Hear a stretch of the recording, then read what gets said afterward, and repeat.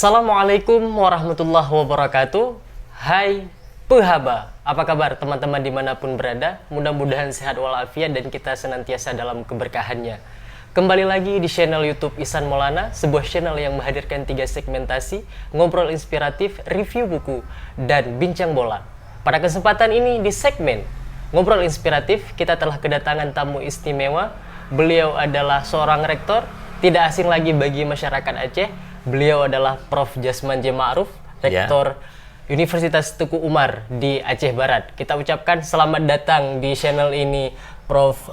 Jasman. Ya, terima kasih. Apa kabar, Prof? Alhamdulillah kabar baik. Prof, pada kesempatan ini kita akan coba ngobrol banyak hal lah. Ya. Yang pertama tentang sisi lain dari seorang Prof. Jasman sendiri, kemudian soal pendidikan dan bagaimana dinamika Aceh kemudian. Ya, baik, siap. Prof, bagaimana melihat geliat pendidikan di Barsela atau Barat Selatan Aceh hingga sekarang ini? Oke, begini, bicara pendidikan kan ada level-levelnya. Ya. Ada sekolah rendah, menengah, dan sekolah lebih tinggi. Ya. Yaitu apa yang disebut dengan perguruan tinggi. Nah, sebenarnya kalau dilihat dari segi sekolah, itu kan di level SMP, SMA. Nah, yang selama ini SMP, SMA itu sebenarnya hampir sama dengan Aceh lainnya. Ini bisa kita lihat dari segi kriteria yang digunakan, misalnya tingkat kelulusan UN, ya, ujian negara, ya. Jadi saya kira hampir mirip-mirip lah, ya. Itu level yang sekolah menengah. Tetapi kalau kemudian perguruan tinggi di Barsela ada juga yang negeri dan ada juga yang swasta. Kalau di Barsela yang negeri itu ada 3 bahkan, yaitu ada perguruan tinggi agama, yaitu Sekolah Tinggi Agama Islam Negeri di bawah Kemenak dan juga negeri. Kemudian ada yang lebih singkat waktunya, yaitu apa yang disebut dengan Akademi Komunitas Negeri atau AKN. Ini negeri juga di bawah Kementerian Dikbud sekarang ini. Itu masa studinya hanya 2 tahun karena bersifat diploma. Nah, kemudian ada satu lagi yang sekarang yang saya pimpin, yaitu Universitas Teguh Umar. Ketiga-tiganya ini usianya baru 6 tahun negeri. Tentu karena negeri tentu agak lebih bisa berkembang dengan lebih baik lah dibanding ketika swasta dulu. Itu sah-sah saja karena perguruan tinggi itu tidak mungkin tumbuh dengan baik dan mudah tanpa ada dukungan finansial yang cukup untuk sebuah lembaga tersebut. Nah, saya kira dengan kehadiran tiga perguruan tinggi tadi itu akan membuat gerakan-gerakan yang positif, ya. Karena kalau saya melihat kehadiran sebuah perguruan tinggi itu tidak hanya berdampak kepada peningkatan ilmu pengetahuan masyarakat di sekitar, tapi juga akan melahirkan pertumbuhan ekonomi. Karena di mana-mana orang melihat bahwa semakin ramai orang, semakin banyak uang beredar, semakin meningkatkan kemakmuran. Nah, begitu juga dengan hadirnya perguruan tinggi tadi, maka dari berbagai daerah sekarang ini tidak hanya lagi Aceh, tapi juga dari luar Sumatera, bahkan ada yang dari Kalimantan, ada dari Sulawesi, dan juga banyak dari Jawa berdatangan ke sana dalam rangka mendapatkan ilmu yang mereka butuhkan. Jadi bergerak daripada education center menjadi profit center, dan ini akan menjadi harapan-harapan kita bagaimana dari segi ekonomi semakin bagus, ya, di sekitar Melabuh dan Barsela. Bahkan hitungan kasar Prof. Jasman sendiri, saya sempat baca setahun itu bisa ada perputaran uang 3 miliar dari sewa kos mahasiswa di Barsela. Iya. Tapi kan tidak hanya sewa tempat, banyak uang kan beredar di sana, orang makan di sana, orang hidup di sana, tentu ratusan miliar. Yes. Ya, yang saya hitung itu kalau setiap tahunnya ada 200 miliar sudah ada. Orang beredar karena dengan hadirnya sebagai sebuah perguruan tinggi negeri, di sana tentu diangkat dosen-dosen, ada dosen-dosen negeri yang juga sudah lebih 100-an sekarang ini, dan juga misalnya hadirnya mahasiswa-mahasiswa dari berbagai penjuru tentu hidup di sana. Kemudian mereka juga kita mudah aja hitungnya, misalnya dari segi yang bidik misi aja, yang bidik misi aja kan mereka jelas berapa pendapatan mereka yang disumbangkan oleh negara. Nah, kita hari ini seperti kita tahu sudah lebih 4.000 mahasiswa kita penerima bidik misi. Bahkan tahun 2020 ini, masih belum berakhir tahun ini, itu kan jumlah penerima bidik misi kita mencapai 1.460 orang. Yaitu sekitar 80% lebih mahasiswa kita itu yang kita terima tahun 2020 ini adalah penerima bidik misi. Nah, ini berapa mereka dapatkan setiap orang gitu ya. Kita tahu bahwa setiap tahun itu seorang mahasiswa itu mendapatkan dan dibiayai oleh negara sebesar 13 juta rupiah. Begitu. Jadi karena itu kalau kita menghitung dengan jumlah sekarang itu, jumlah uang yang disalurkan oleh pemerintah pusat melalui itu untuk mahasiswa yang kuliah di UTU sampai hari ini jumlahnya itu sudah 265 miliar. Itu artinya pasti uang itu dibelanjakan di kampus, dibelanjakan di sekitarnya, sewa rumah, makan, segala macam. Nah, kehidupan itu kan semakin bergerak. Nah, itu. Jadi oleh karena itu pertumbuhan ekonomi akan semakin jelas. Jadi saya selalu katakan bahwa kalau kita hadirkan sebuah perguruan tinggi yang negeri seperti ini, tidak hanya menularkan ilmu pengetahuan yang bagus kepada masyarakat, tapi juga akan menghadirkan pertumbuhan ekonomi yang semakin baik di masyarakat kita. Nah, ini tadi yang seperti you katakan bahwa sewa rumah itu betul, bukan, mungkin lebih lagi. Begitu. Jadi ini jadi kita harus lihat secara lebih luas. Kan itu bukan itu saja sebenarnya. Dari sosial budaya, dengan hadirnya kampus di sana, hadir pula masyarakat dari seluruh Indonesia ke sana, itu membawa Melabuh itu menjadi heterogen kotanya. Nah, suatu kemajuan yang ingin sebuah kota akan lebih maju dia kalau itu dari multi etnis hadir, heterogen, maka berkembang, bersaing semakin baik. Nah, oleh karena itu saya kira apa yang dilakukan ini, kampus itu memang harus dihadirkan di daerah-daerah, karena dengan demikian akan menyebar pertumbuhan ekonomi itu, tidak hanya tidak hanya menumpuk pada satu tempat. Nah, itu suatu hal yang positif bagi kita lihat gitu. Ya. Prof, kemudian saya tertarik untuk melihat satu hal juga. Kenapa kemudian UTU spesifik dalam visinya mengambil dua hal, yaitu agro dan marine? Oke, sebenarnya bukan dua hal ya, tiga hal. Oh, ya. Sebenarnya yang menjadi kunci utama di UTU itu yang kita ingin kembangkan dan terus kita berjuang untuk mengembangkannya adalah industri. Tapi industri berbasis agro. Industri berbasis marine. Nah, sebuah sekali orang membilah-bilah itu. Ya, dia bicara agro, lupa bicara industri. Dia bicara merit, dia lupa bicara industri. Sehingga dia tidak ada hulu ke hilir pembicaraannya. Terputus gitu.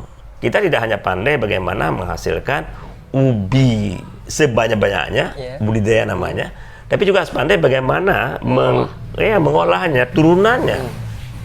Nah, banyak sekali turunan yang bisa dihasilkan dari ubi. Contoh yang paling mudah saja, sawit misalnya, minyak sawit itu, kelapa sawit itu bisa 20 turunan bisa dihadirkan di sana. Nah, ini tentu diperlukan pengetahuan, perlu diperlukan laboratorium. Nah, kita tahu sekarang kita hidup, makan segala macam kan. Apa yang kita makan pasti makanan. Makanan dari mana? Hasil agro, hasil merit. Nggak ada terbuat dari emas makanan kita. Apa artinya? Artinya adalah sebenarnya apa yang kita lakukan ini, tapi harus sampai ke the end product, sampai kepada dihilirisasi. Nah, kelemahan kita selalu parsial. Nggak boleh. Kita harus lihatnya secara menyeluruh. Ketika guru saya tempo hari, Bapak Profesor Ibrahim Hasan, membagi Aceh ini dua zona industri dan zona pertanian, kita kagum. Dan memang harus seperti itu. Aceh harus dibangun seperti itu supaya fokus. Nah, tetapi kita tidak hanya sekedar mengzonakan zona pertanian saja. Kalau bagi kami tidak saja zona pertanian, tetapi zona industri berbasis pertanian, berbasis kepada agro. Nah, kalau kita katakan bahwa kita negara agraris, oke, tapi hanya tidak boleh sekedar itu. Tapi hilirisasinya apa? Nah, gizi dari makanan, ya, nutrisi dari makanan, imunitas kita dari makanan, obat-obat sekarang juga dari situ, herbal juga seperti itu. Tidak hanya hasil pertanian, juga hasil laut. Biota laut itu begitu kuat untuk gizi kita, untuk katakanlah nutrisi yang perlu kita perlukan. Pekerjaan besar ini. Nah, ya, jadi pertanyaan orang bagaimana Pak dikaitkan dengan kemampuan sekarang sudah platformnya sudah berubah ini Pak, sudah digitalisasi. Nah, di sektor pertanian juga bisa digitalisasi. Internet of Things itu bagaimana kita berada di sini, tapi kita bisa pantau bagaimana perkembangan pepohonan yang kita tanam di tempat kita. Kita bisa melihat kapan dia disiram, kapan segala macam, kita bisa memantau perkembangannya, bagaimana pertumbuhannya. Nah, kita bisa, nah ini juga digitalisasi juga bisa berlaku. Jadi oleh karena itu, sektor pertanian itu adalah sektor masa depan. Ada yang mengatakan, Pak, kakek saya juga bertani, Pak. Nggak ada perkembangannya. Nah, itu karena salah ya, cara berpikirnya. Seharusnya jangan pikir bahwa hasil menanam saja, tapi bagaimana menghilirisasikannya. Tapi dukungan ilmu yang kita harus belajar bagaimana mengoptimalkan. Nah, kalau katakanlah buah mangga sebesar ini, kita bisa besarkan lagi. Bagaimana kalau kurang manis, kita bisa maniskan lagi. Bentuknya kita bisa bikin lonjong segala macam. Itu adalah ilmu pengetahuan. Nah, di sini yang kita belajar. Jadi saya ulangi bahwa perlu ada kemajuan berpikir kita. Hilirisasi menjadi kata wajib. Oleh karena itu, begitu kita bicara hilirisasi, bicara industri, pengolahan. Nah, agar pengolahan itu efisien, efektif, perlu belajar. Nah, bagaimana turunan-turunan yang bisa dihasilkan, perlu belajar. Bagaimana obat-obat itu mesti dihadirkan dari herbal. Kemudian, Prof, Utu sendiri misalnya sudah dinegerikan sejak 2014, sekarang sudah di usianya yang ke-6 tahun ya Pak. Sejak dulu proses perjuangan untuk dinegerikan hingga sekarang, bagaimana Prof melihat Utu sendiri yang satu sisi memang sudah menjadi kiblat pendidikan di Barcella, kemudian untuk Prof sendiri di usia yang sekarang apa yang ingin yang belum teraih dari Prof itu sendiri? Alhamdulillah dalam perjalanannya sangat membanggakan kita. Ranking kita terus dengan cepatnya lari, gitu ya. Kita bisa meninggalkan setiap tahunnya selama ini 2 perguruan tinggi setiap tahunnya, dari pertama Utu negeri itu kan paling belakang. Itu sah saja karena memang yang namanya kampus dimanapun yang swasta di desa sudah pasti seperti itu. Karena anggaran dana terbatas, semua serba terbatas, ranking di belakang pun memang seperti itu, bukan salah siapa-siapa. Tapi karena sumber daya masih terbatas. Nah, oleh karena itu pada tahap Utu negeri itu kita di ranking 2.900 dari 4.000 perguruan tinggi, masih bagus juga dibandingkan perguruan tinggi lainnya. Yang 4.300 kita 2.700, 1.900 masih bagus juga sebenarnya walaupun swasta dibandingkan dengan yang lainnya yang letaknya entah di mana-mana. Kemudian dalam 1 tahun kita meningkat menjadi ranking kita menjadi 2.100. Itu berapa? Itu hampir 800 perguruan tinggi kita lewati dalam 1 tahun. Kemudian tahun berikutnya, tahun 2017, menaik lagi dia rankingnya menjadi 1.500. Ya. 2018 menjadi 1.100. 2019 menjadi 901. Kemudian dari 2019 ke 2020 kita meningkat lagi menjadi 229. Perguruan tinggi lainnya masih di belakang kita banyak lah, ya kan, termasuk yang di Aceh kan. Nah ranking ini, jadi artinya apa? Artinya saya lihat itu kebanggaan luar biasa. Karena di sana profesornya nggak ada. Profesor kami di sana bukan dosen tetap. Kami nggak dihitung skor-skor yang kami raih. Nah, profesor ada beberapa di sana di Indonesia itu semua tidak dihitung, tapi mereka punya kontribusi besar menggerakkan orang lain yang dihitung, kan gitu. Nah, ini hal-hal seperti ini mungkin suatu hal yang saya kira sangat positif.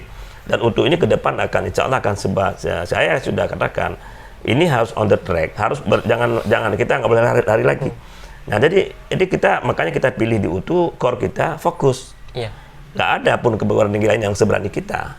Banyak orang kagum juga karena orang lain semua ada, kita nggak perlu ada semua. Karena kita harus fokus. Jadi untuk fokus ini kita harus pilih kira-kira apa yang memungkinkan dan bermanfaat bagi kebangsa. Ya, kita negara agraris, mana buktinya? Ayo. Kita negara maritim, mana buktinya? Nggak bisa kita buktikan sekarang kita agraris. sekarang hari-hari kita mengimpor ratusan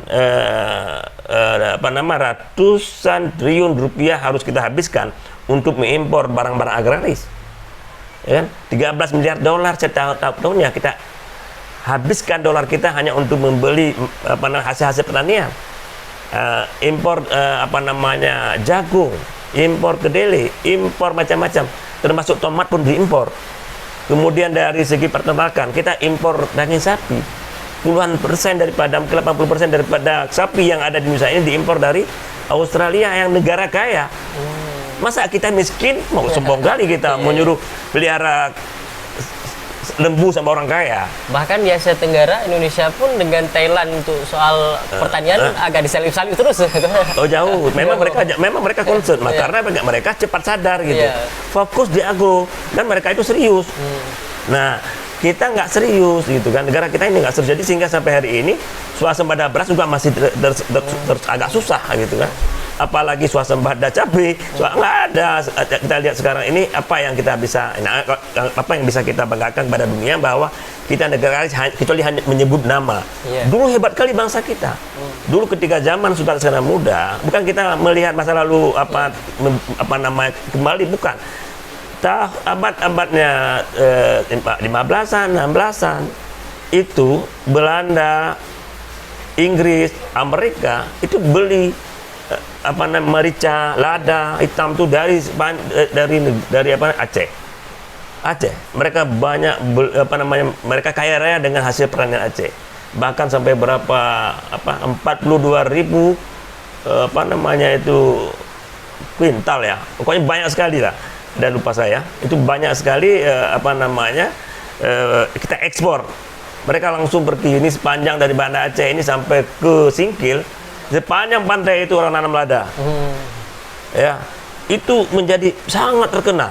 Seluruh dunia kemari datangnya. Bahkan Belanda tergiur menjajah Aceh gara-gara itu. Lada. Karena hasil pertanian. Nah, itu baru diakui bahwa negeri kita negara agraris. Ada segala. Sekarang apa yang kita ekspor? Tanya sekarang. Jagung kita impor, nggak ada ekspornya. Kedelai nggak ada. Apalagi tomat juga nggak ada. Apa yang kita ekspor sekarang? Nah, itu dia. Nah, karena itu saya kira ini menjadi tumpuan harapan kita. Bagaimana ini menjadi kembali kita pegang kuasa. Kita jangan dijajah terus sama asing. Nah, kita sekarang ini masih dijajah oleh asing dari segi hasil-hasil pertanian nih. Jangan cerita robot dulu lah. Cerita ini saja kita masih sudah parah. Begitu kan? Nah, karena itu ke depan robot jalan terus itu. Siapa jalan terus itu. Platform digital jalan terus. Nggak ada larangan. Nah, ini juga jalan terus. Semua profesi itu bagus, semua profesi itu hebat, semua profesi itu adalah sesuatu yang paling bisa menggerakkan, membuat kita bahagia. Semua profesi membuat kita makmur. Tapi kenapa kita sektor pertanian dan perikanan itu seperti tidak bergerak gitu? Nah, ini nggak boleh terjadi lagi. Karena itulah UTU sangat concern ini bagaimana agro and marine industry ini menjadi perhatian kita. Hilirisasi menjadi kata kunci, nggak bisa. Karena hilirisasi ini nggak akan terjadi jika tidak kreatif. Jika rakyatnya tidak memiliki semangat juang yang tinggi. Dengan demikian tidak menghasilkan inovasi. Padahal kita tahu bahwa inovasi atau mati, pilih antara dua. Nah, gitu. Jadi ini hal seperti ini saya kira menjadi penting ya, menjadi bahagian daripada apa yang kita diskusikan dan juga menjadi impian kita. Negeri ini dengan pertanian kita akan maju, kita akan bangsa kita akan kaya. Amerika negara industri, tetapi hasil pertaniannya juga kayak hebat sekali. Beras pun mereka ekspor sampai ke negeri kita. Australia negara kaya, tapi kita minta kepada Australia, tolong dong pelihara kami sapi. Ya kan sombong sekali kita, sudah miskin sombong lagi kan. Nah, seharusnya nggak boleh gitu. Kita harus ada keyakinan bahwa kita juga bisa. Masa kakek nenek kita dulu bisa pelihara sapi, kita enggak? Kenapa kakek nenek kita dulu bisa menjual begitu banyaknya hasil rempah? Hasil rempah kita enggak. Nah, kenapa dunia ini Amerika, contoh lah Cina, dia itu adalah penghasil herbal, ya kan? Nah, kita kaya raya, kita punya kekayaan luar biasa yang terpendam dalam bumi kita. Akar-akar kayu yang hebat, daun-daun kayu yang hebat, kulit-kulit kayu yang hebat. Itu semua bisa menjadi modal besar kita untuk maju bangsa ini. Tapi tidak sekedar hanya menghasilkan itu saja, tapi kita harus hilirisasi, kita ekstrak, kita jadikan dia zat-zat aktif yang bisa menghidupkan ekonomi bangsa kita. Menarik apa yang disampaikan oleh Prof tadi soal ada masa lalunya, kita melihat masa depan. Apa sih yang menurut Prof sendiri, misal Indonesia, kita punya banyak hal, maka ada anekdot tongkat ditanam menjadi tanaman kan. Kemudian kita juga tidak kekurangan orang-orang pintar. Tetapi kenapa seolah-olah makin kembali kita itu, baik Indonesia pun Aceh gitu, kita selalu terjebak dalam glorifikasi sejarah. Misalnya kita itu hebat dulunya di industri, kemudian juga ada yang sekarang ini, misalnya anak-anak muda ini, mereka terlalu silau dengan hal-hal yang teknologi, tetapi seolah-olah eleh terhadap misal yang spesifik kita bicarakan itu pertanian misalnya. Alah, apa itu pertanian segala macam. Apakah ini soal mindset? Ya gini, tugas ini kan tugas negara juga, tugas kampus juga sebenarnya. Karena kampus tidak dinamis, kampus itu kurang peka terhadap apa yang dimilikinya. Dia itu sebenarnya seharusnya ya melihat fakta-fakta real ya, bahwa di mana-mana di dunia ini sektor pertanian sebenarnya juga menyumbang yang besar kepada kontribusinya kepada PDRB sebuah negara. Kita lihat contohnya ya, seperti ikan salmon ya, itu Kanada. Nah, dulunya kan orang mau ekspor ikan, tapi ikan diekspor itu kan ada batas usia lah, ya kan. Katakannya salmon bagus untuk kesehatan kalau dia makan sering-sering, tapi kalau terlalu jauh dibawa juga akan mengurangi kan gitu, apa namanya, nutrisinya. Kemudian ikan salmon itu dia di sana diolah menjadi, diambil minyaknya, itu proses industri masuk, proses pengolahan masuk, dapatlah apa yang disebut dengan minyak salmon, diekspor ke seluruh dunia. Nah, kemudian orang mau simple, susah juga itu air itu. Jadi kemudian diolah lagi menjadi, diambil yang lebih omega 3. Itu bisa dalam bentuk tablet. Itu sudah juga lebih canggih lagi pengolahannya. Nah, maksud saya di sini letak perlunya bagaimana ilmu pengetahuan itu berkembang dan diperlukan kreativitas. Kita khawatir ya kalau kita membunuh anak-anak kita berpikir kreatif. Buktinya di mana? Buktinya kita jika ada pertanyaan dari anak-anak kita, langsung kita potong pertanyaan tersebut, ya kan? Kemudian buktinya mana lagi? Buktinya bahwa kita ajarkan anak kita itu suka menyalahkan orang lain. Contohnya mana? Contohnya jika seorang ibu berjalan sama anaknya, pas ibunya agak ke depan, anaknya di belakang, jatuh. Anaknya nangis.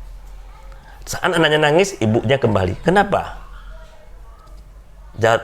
Oh, kamu jatuh ya? Ini pasti gara-gara ini ya, batu nih ya. Nah, ini batu jahat nih. Kamu jatuh ya? Ini kita pukul batu nih ya. Nah, gitu. Padahal yang salah anaknya. Kenapa anaknya sepak batu sehingga dia jatuh? Nah, seharusnya bukan begitu cara mengajarkan anak. Kenapa kamu bisa jatuh? Lihat, hati-hati lah. Lihat, kalau mau jalan, hati-hati. Lihat, jangan sampai tersepak batu. Nah, kamu nggak boleh begitu. Besok-besok hindari. Nah, kalau tadi anak tadi nggak salah, sehingga anaknya jatuh lagi. Tetap disalahkan batu yang salah, disalahkan orang lain. Jadi suka sekali. Nah, ini juga anak itu nggak berpikir.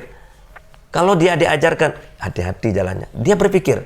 Jadi, nanti dia akan cari solusi agar tak lagi tersepak batu. Jadi ada kesempatan untuk berpikir yang lebih baik. Ini juga menyumbang kepada kreativitas dia untuk menggunakan otaknya. Gunakan otak sebelah kanan. Agar anak itu jangan digunakan hafalan aja. Itu otak kiri. Otak kiri dua-dua itu penting, hafalan penting. Tapi yang otak kanan juga jangan dibiarkan dia kosong gitu. Nah, latih dia berpikir secara kreatif.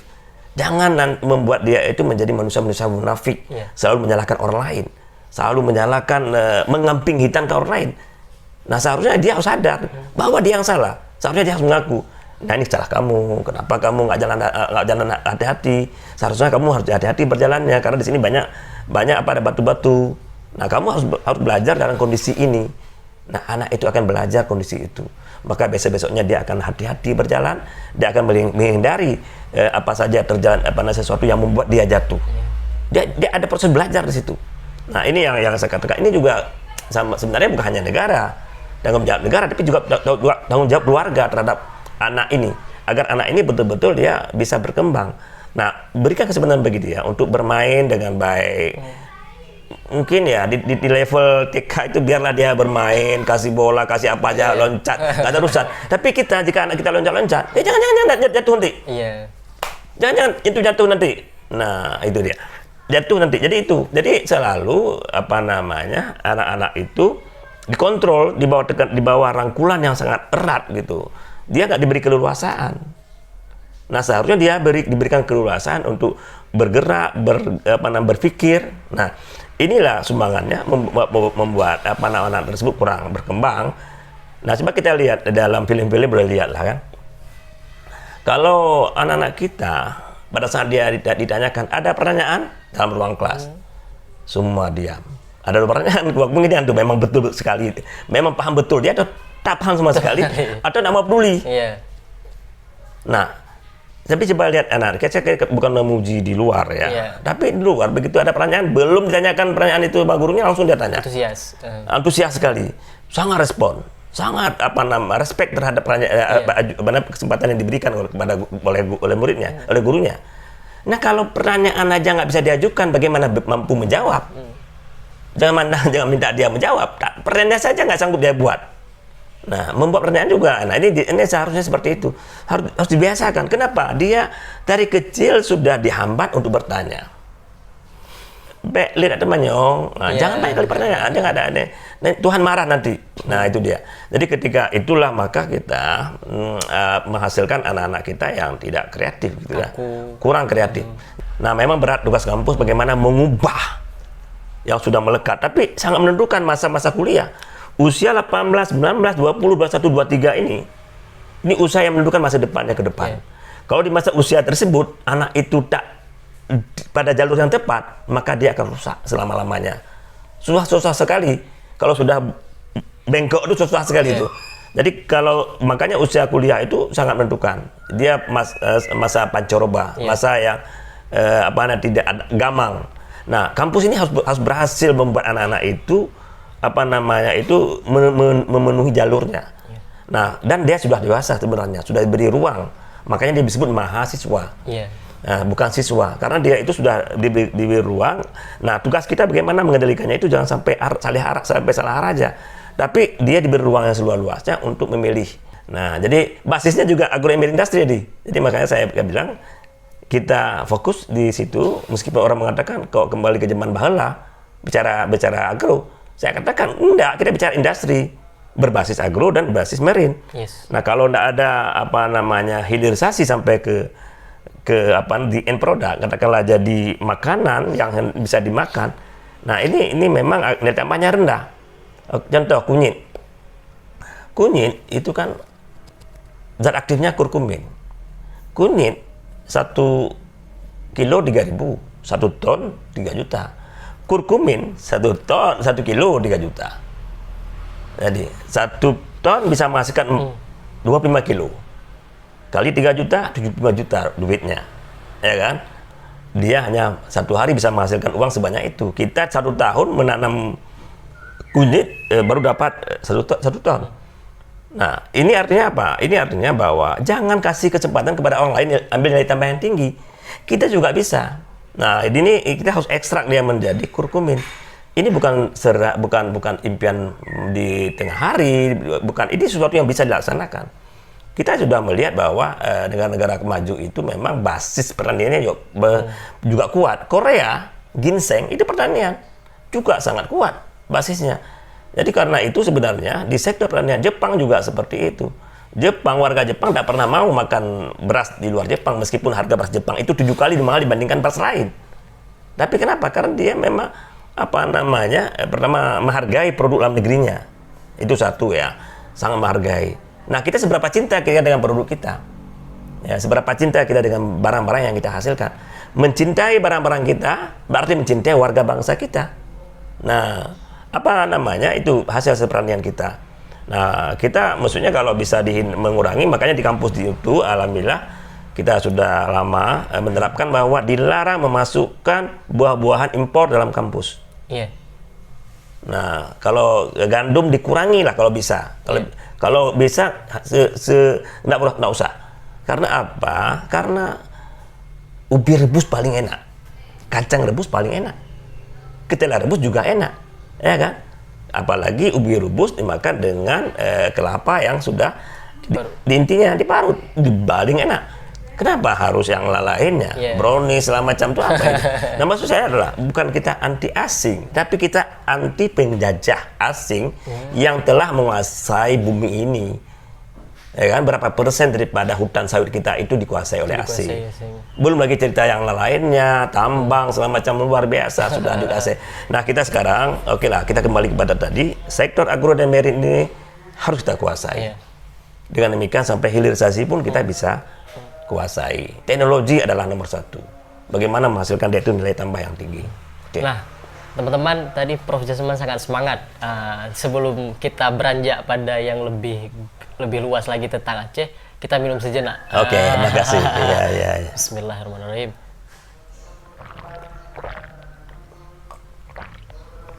Alhamdulillah. Prof. Ya, siap. Sejauh ini kita beranjak dari kampus, teman-teman. Ya. Kita beranjak dari kampus, kita akan coba lihat Aceh dari kacamata seorang rektor gitu. Ya. Bagaimana sih Prof melihat Aceh hari-hari terakhir ini sih? Ya. Oke, gimana menceritakan ya? Kita begini ya, kalau lihat tuh dari berbagai perspektif. Ya, kita nggak boleh melihat dari sisi ya. Iya. Kita harus melihatnya secara multi sisi ya. Memang melihatnya itu sebagai warga Aceh ya, saya melihat perlu ada kekompakan ya. Kita dalam melihat sesuatu. Jangan saling menyalahkan ya, saling menuding, apalagi memfitnah, apalagi menak dalam berbagai forum. Ya. Nggak akan menyelesaikan masalah. Contoh mengenai pendidikan kita kan dari segi ranking untuk nilai UN kita memang parah, kita paling belakang. Tapi itu tidak hanya terjadi hari ini. Itu sejak 2013 saya sudah mencatat itu hampir setiap tahun itu saja masalah kita.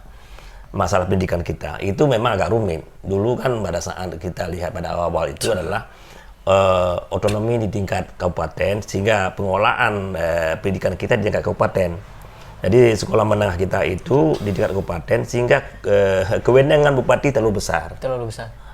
Nah, karena besarnya bupati maka dia bisa mengatur kapan saja kepala dinasnya diganti, diubah segala macam. Kemudian pengangkatan kepala sekolah juga begitu.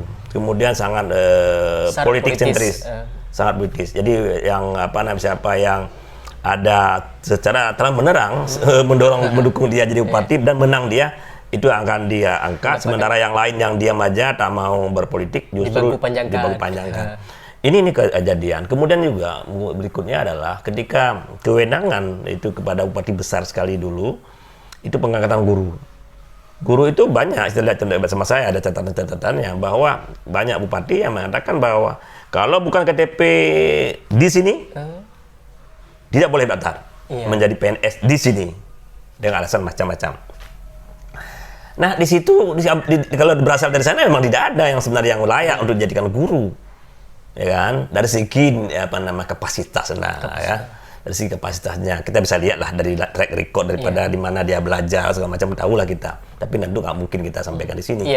Nah itu, dan ini bisa membuat kualitas SDM kita sebagai guru itu bisa juga, bukan semua ya, itu juga dipertanyakan gitu ketika mewajibkan harus warga kabupaten tersebut KTP dulu, KTP mana dia. Nah dengan syarat KTP setempat itu jadi bahaya, sehingga karena itu guru kita juga kapasitas terbatas dan dengan latar belakang juga sangat terbatas, sehingga mutu pendidikan kita juga tertarik ke bawah. Nah ini kemudian politisasi daripada pendidikan kita begitu kuat gitu ya, sehingga pendidikan kita terbawa politisasi. Itu dia, ini yang kita harapkan ke depan, tentu harus kita perbaiki. Dan mulai tahun lalu sebenarnya sudah ditarik tingkat provinsi. Nah di provinsi ini memang span of controlnya semakin jauh, tetapi sebenarnya pengendaliannya lebih mudah, ya kan. Nah tapi kan sekarang ini kan tidak ada lagi rekrutmen terhadap guru-guru secara provinsi. Kalau itu tentu tidak lagi kewenangannya nanti bagaimana, apakah di provinsi atau di kabupaten. Ini yang sangat mendasar ya. Tapi saya lihat itu bukan juga satu-satunya variabel sehingga mutunya sekolah lulusan rendah. Tapi juga kontribusi keluarga juga pertanyakan. Coba tanyakan sekarang kepada siapapun. Oke, saya pengalaman di kampus ya, orang-orang berapa SPP yang rela dibayar oleh orang tuanya, ya. Hampir semua, bukan semua lah, mereka berusaha menghindari dengan SPP yang tinggi. Padahal rokok dia gunakan habis hisap jauh lebih besar anggarannya. Oke, di Aceh, ya. Di Aceh ini data statistik dari BPS menyatakan ya, data statistik ini ya menyatakan bahwa 11,7% pendapatan keluarga itu digunakan untuk mengkonsumsi rokok. 11,7%. Berapakah uang yang disalurkan untuk pendidikan? 1,3%. 1,3% untuk apa itu? Misalnya beli buku untuk anaknya. Coba tanya sekarang masyarakat kita lah, ya kan? Level menengah ke bawah lah. Kalau menengah ke atas mungkin ada. Berapa persen dari mereka itu ikhlas kasih uang anaknya beli buku ya? Ada orang tuanya. Siapa orang tua yang mau beli buku oleh kepada anaknya? Bagaimana suasana mencintai ilmu pengetahuan itu dia hadirkan di rumah tangga. Jadi keluarga. Nah ini. Jadi keluarga juga ikut mempengaruhi. Jadi jangan salahkan siapa-siapa, jangan salahkan gubernur, jangan salahkan bupati. Sebenarnya kita nggak menyalahkan siapa-siapa sebenarnya. Cuma kita harus melihat real sekarang. Tapi jangan suka menyalahkan lah. Nah kita harus melihat secara real. Jadi kampus apalagi nggak boleh menyalahkan orang lain. Kampus juga punya kelemahan. Nah, oleh karena itu kita coba melihat secara yang lebih murni, dengan hati yang ikhlas, supaya kita bisa kita memperbaikinya. Kalau nggak bisa kita perbaiki. Karena mutu pendidikan kita kalau dilihat dari segi nilai UN memang kita masih jauh. Nilai dari SBMPTN juga masih di bawah ya. Mungkin diperhatikan lagi bagaimana kurikulum kita. Berapa persen kurikulum kita itu mengarah kepada yang dites dalam SBMPTN. Ya, jangan-jangan kita hanya 40%. Orang lain 90%. Bagaimana kita berharap nilai sama? Orang yang diajarkan ilmu yang akan dites itu sebesar 90% daripada isi kurikulumnya. Kita hanya katakanlah hanya 40%. Nah, sepintar apapun anak kita kalau itu terbatas juga terbatas gitu. Jadi karena itu harus dilihat secara komprehensif. Jadi harus dilihat secara menyeluruh. Nah ini ya dari segi apa? Dari segi pendidikan. Nah dari segi yang lainnya, saya kira dari segi ekonomi yang tadi yang kita coba bahas panjang lebar. Nah kita juga harus melihat secara komprehensif. Ya kan? Misalnya kita bicara pembangunan, ya kan? Bicara pembangunan itu nggak boleh parsial per kabupaten, nggak bisa. Nggak mungkin setiap kabupaten itu bisa kawasan industri. Nggak perlu. Misalnya seorang bupati gagah perkasa datang ke Jakarta, misalnya seorang bupati ini, dia mau presentasi di depan para investor. Dia tunjukkanlah datanya. Karena pasti investor itu melihat bahan bakunya gimana. Lalu sekian luas sawit. Nah, apa kata investor? Waduh, kecil kali ya. Ini skala ekonomisnya nggak terpenuhi nih. Skala ekonomis nggak terpenuhi. Jadi kalau mesin terlalu kecil, itu pasti rugi kita. Nah itu dalam kepala dia. Dalam kepala mereka, para investor nih, nggak layak kita berinvestasi di sana. Oke, satu.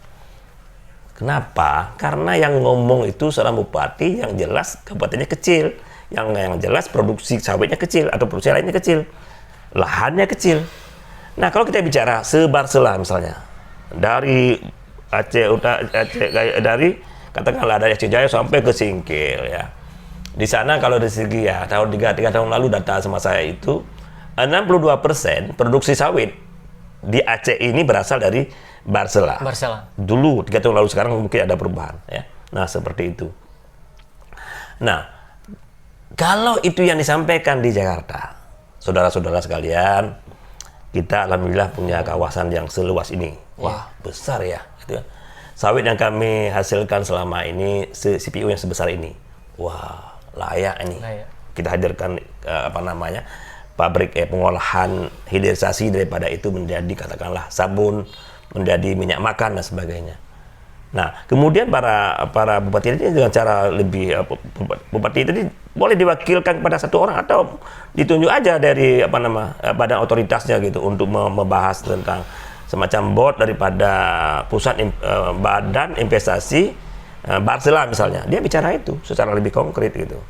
Kenapa yang tidak dilakukan oleh provinsi? Dilakukan mungkin, tapi kan lebih mudah menggrouping seperti itu. Nah, seperti itu. Jadi kalau ini dilakukan, maka industri akan lahir. Maka akan lahir kawasan industri. Seperti di Barsela sekarang, saya sudah katakan, kita nggak boleh di setiap kabupaten memiliki satu kawasan industri. Tapi kita dari beberapa kabupaten ini, mari kita bikin satu kawasan industri. Yang lainnya apa? Mendukung, mendorong. Bahan baku dari kita.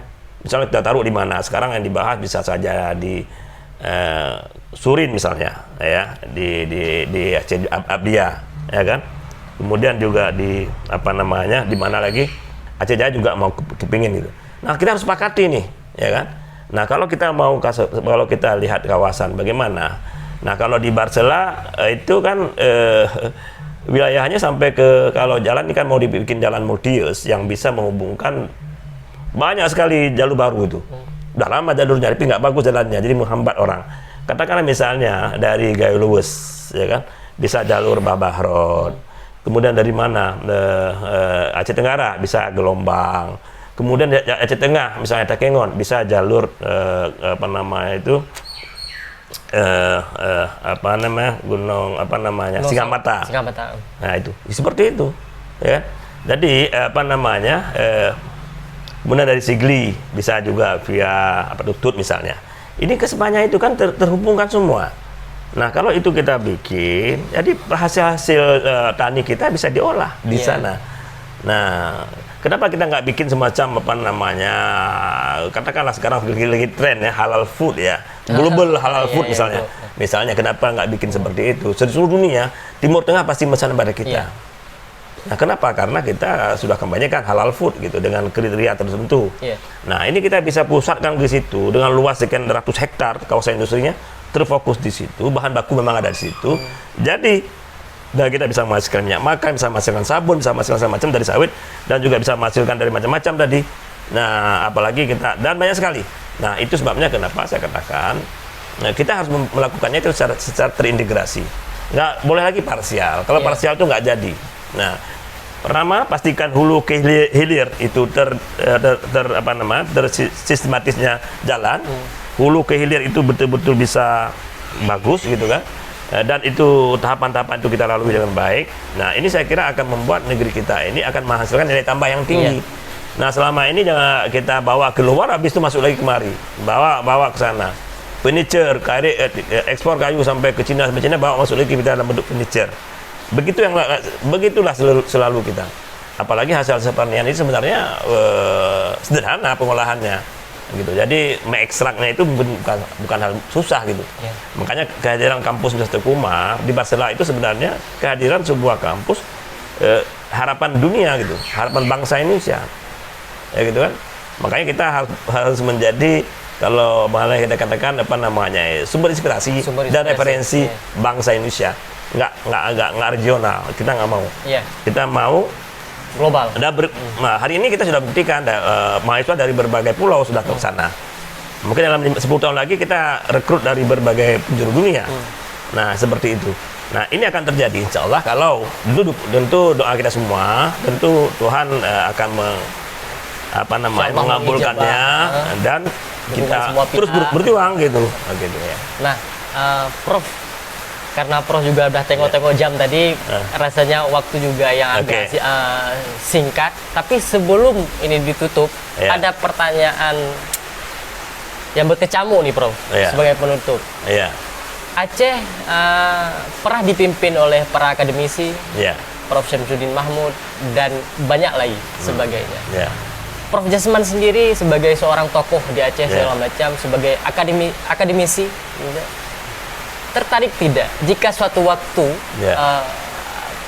menjadi gubernur Aceh, atau setidak-tidaknya mencoba seperti yang pernah dilakukan oleh Pak Darni dulunya untuk menjadi gubernur, entah kapan misalnya. Gini kan, membangun itu memang tidak mesti berada di sana, tapi dengan berada di sana akan lebih akan lebih Kekuasaannya. pasti ya kewujudnya. Saya pernah jadi bupati, ya kan? Pernah Gunakan dulu ya? Aceh Jaya. Aceh Jaya. Pernah jadi kepala dinas, pernah jadi staf ahli Ahli. gubernur, Ya. ya kan? Jadi sebenarnya jabatan politik juga pernah kita Ya. duduk, jabatan administrasi birokrasi Ya. juga pernah kita duduk, ya kan? Memang saya melihat ya, kalau berada di luar tuh agak ada hambatan. Agak hambatan, Nah, ya. Maksudnya apapun kalau kita dilarang kan tinggal teken aja, tinggal mengarahkan ya. Sebenarnya potensi yang sangat besar sekarang itu bukan otsus. Iya. Potensi yang sangat besar itu adalah program-program yang disiapkan Jakarta, tapi kita tahu di mana ambilnya gitu. Celahnya. Celahnya. Ya. Sumatera Barat membawa pulang uang ke Sumatera Barat dari pusat 68 triliun. Mereka nggak ada otsus. Kita hanya 37 triliun dengan otsus. Iya. Otsus 8 triliun, uang lain 29 triliun. Ya kan, itu semua seluruh Aceh. Oke. Jadi bayangkan tuh, Sumatera Barat nggak ada otsus, tapi dia bisa turun uang di sana 68 triliun, kita ada otsus 37 triliun.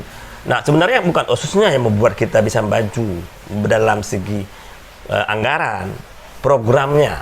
Jadi pertama adalah harus mampu mengintip apa menjadi program-program strategis nasional yang bisa dikembangkan di Aceh. Nah gitu. Jadi saya kira siapapun ya, saya kira kalau saya nggak ada masalah. Mungkin dengan kalau nggak di katakanlah birokrasi ya, di bidang pendapat juga syukur sebenarnya bagi saya, karena memang banyak yang tapi memang berkali-kali kita sampaikan ini, tapi nggak nyambung ya, karena nggak nyambung juga gitu. Tapi memang ya butuh waktu lah ya, mungkin waktu untuk meyakinkan. Saya memang bukan tak minat ya, sebenarnya saya nggak politik sekarang, saya nggak minat karena politik sekarang karena politik uang itu Kosnya tinggi. Kosnya tinggi ya, kemudian banyak juga orang yang gagal dan jadi masalah kan, karena tidak lolos, karena masyarakat juga masih mengharapkan uang di depan ya. Contoh misalnya Pak Darni yang kita berharap hari itu bisa menjadi, tapi akhirnya kan tidak beruntung, hanya 2,5%. Sebenarnya itu tidak masuk akal juga gitu. Tapi kenapa dulu kita punya orang-orang hebat semacam Profesor Ali Hashimi, Profesor Maji Ibrahim, Profesor Ibrahim Hasan, Profesor Samsudin Mamun, ini semua mereka ini punya kelebihan. Kalau Ali Hashimi memang hebat lah ya, dari segi bagaimana peradaban dibangun, Pak Majid bagaimana pembangunan dirancang, Pak Ibrahim Hasan bagaimana pembangunan diimplementasikan. Kalau bukan gubernurnya Ibrahim Hasan, mungkin Aceh ini masih terseok-seok menuju barat selatan gitu. Karena beliau adalah yang bisa membuat ini terjadi seperti itu. Nah, kemudian juga banyak Kurung Aceh gitu. Itu apa namanya? Tidak hanya sekedar ide beliau Pak Ibrahim Hasan, tapi juga implementasi daripada ide tersebut. Dia seorang eksekutif yang hebat. Nah kemudian ada juga Pak Samsudin yang merangkul semua pihak gitu kan. Nah, itu masih mungkin dilakukan dulu karena pemilihannya dilakukan oleh DPR, bukan oleh masyarakat yang memang masyarakat ini mudah terbawa arus dengan apa namanya berbagai katakanlah berbagai gerakan. Jadi saya kira itu yang membuat yang sebenarnya sangat substansi juga, sebenarnya sangat menentukan juga masa depan Aceh ini. Masa depan Aceh ini sangat tergantung juga kepada gubernurnya siapa. Kita berdoa saja bahwa gubernur Damai itu memang betul-betul memiliki visi yang bagus. Visi ini memang nggak ada dijual di pasar gitu. Itu masalahnya. Kalau dijual di Amerika kita bawa pulang kemari visi tersebut kan nggak bisa. Visi itu harus memiliki pengalaman yang cukup dalam memahami sesuatu dan bisa melihat jauh ke depan. Nah, memang hasil riset di mana-mana ya kan, kesuksesan sebuah negara itu sangat tergantung kepada pemimpinnya. Pemimpin itu sangat tergantung kepada kemampuan dia memiliki melihat jauh ke depan, visioner. Nah, setelah itu memang jujur juga sangat penting ya. Nah, visioner, jujur, disiplin, tangguh, kemudian juga dia berakhlak mulia lah. Dan dia itu memang seorang yang rahmatan lil alamin, yang bisa merangkul semua orang dan bermanfaat bagi semua warga. Jadi itu apa namanya, teman saya, kita berharap itu aja. Ya. Kalau Prof sendiri berarti kurang tertarik kalau untuk saat ini? Enggak tertarik, karena memang melihat ini apa namanya, kondisi dari politik ini yang tak jelas dan tidak bersahabat ya. Tapi kalau ngomong-ngomong tadi soal kos politik yang tinggi, apalagi dengan gerakan-gerakan yang seperti apa, kalau Prof sendiri kan punya nilai bargaining politik yang tinggi, Putra Barcela, kemudian kalau Barcela provinsi gitu. kalau Barcela kan bukan provinsi, jadi nggak ada, penduduknya cuma 1 juta. Ya seenggak-enggaknya menjadi wagub di kemudian waktu kan. Biasanya kan pilihannya dari Pantura yang calonnya, yang satu lagi dari wakilnya. Sebenarnya dulu juga banyak ajaan untuk jadi wakil ya. Tapi memang kita pikir UTU ya perlu dibenahi, karena UTU itu harapan bangsa kita, karena kita kepingin di Indonesia ini memiliki sebuah kampus yang fokus di agro emerging industry ini. Ini impian kita lah, impian kita. Saya sebenarnya tidak hanya melihat Aceh nih, melihat nasional ini, karena di nasional ini ada yang mengaku di pertanian, tapi tidak pernah menonjolkan di industrinya. Nah, tapi kembali badan tadi kita lihat nantilah yang ada yang tahu ke depan ya. Tapi yang jelas bahwa kita kepingin lah memiliki seorang sosok pemimpin yang visioner. Ke depan, kemudian teguh jiwanya, kemudian dia disiplin, kemudian jujur, kemudian mau berbagi, mau timbang rasa. Yang paling penting bagi seorang pemimpin juga adalah kemampuan mendengar. Itu yang paling penting, tidak hanya kemampuan menyampaikan sesuatu, tapi kemampuan mendengarnya juga sangat penting, menyerap aspirasi. Nah ini, karena sekata ilmu yang saya pelajari bahwa kesuksesan seorang manajer itu juga sangat dipengaruhi oleh kemampuan berkomunikasi. Kemampuan berkomunikasi itu bukan hanya sekedar kemampuan dia menyampaikan sesuatu pandangannya kepada orang lain, tapi juga kemampuan dia menyerap aspirasi orang lain, mau mendengar. Nah kalau nggak mau mendengar susah. Jadi dia one man show ya. Semua yang dia lakukan itu merasa dia paling tepat, paling benar. Yang dia sampaikan itu ada sesuatu yang apa namanya 100% betul gitu. Padahal ada Allah yang lebih besar, yang lebih hebat, yang perlu kita sembah-sembah, kemudian menyadarkan kita bahwa kita bukan siapa-siapa, dan kita adalah sama dengan manusia lainnya yang perlu kita dengar suara-suara yang lainnya tersebut gitu ya. Nah teman-teman, dari ngobrol inspiratif kita, mudah-mudahan memang inspiratif, banyak hal yang kita dapat ambil dari apa yang disampaikan oleh Prof Jasman.